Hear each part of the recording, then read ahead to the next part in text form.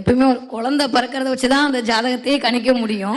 பிறக்கிறதுக்கு முன்னாடியே குழந்தை எப்படி என்ன குழந்தைன்னு சொல்ல முடியுமா? ஒரு அளவுக்கு யூகிக்க முடியும் அப்படின்ற அடிப்படையில் பெரியவங்கலாம் சொன்ன மாதிரி தேர்தல் டேட் அனௌன்ஸ் பண்ணும்போது அதற்கான வாய்ப்புகள் அக்யூரேட்டாக சொல்ல முடியும். எப்பயுமே ஆட்சியாளர்கள் ஒரு பக்கம் அவருடைய ஜாதகம் பேசும். அதை தாண்டி அந்த கட்சி எந்த நேரத்தில் நிறுவப்பட்டது என்பதை பொறுத்து தான் அதோடைய டேட்டா நம்ம எடுக்க முடியுன்ற அமைப்பில் இப்போ இருக்கக்கூடிய 2 கட்சிகளுமே ஒரு மாதிரி வலுவான அமைப்பில் தான் எடுக்கப்பட்டிருக்கு. என்னை கேட்டால் கூட்டணியில் ஒரு மாற்றம் வரும். கூட்டணி கட்சி வெற்றி பெறுவதற்கான வாய்ப்பு என்னுடைய கணிப்பில் இருக்குது. கண்டிப்பாக இந்த தடவை 200% இது வரைக்கும் இல்லாத அளவுக்கு வேற்று கட்சிகளுக்கான வாய்ப்புன்றது ரொம்ப அதிகமாக இருக்குது.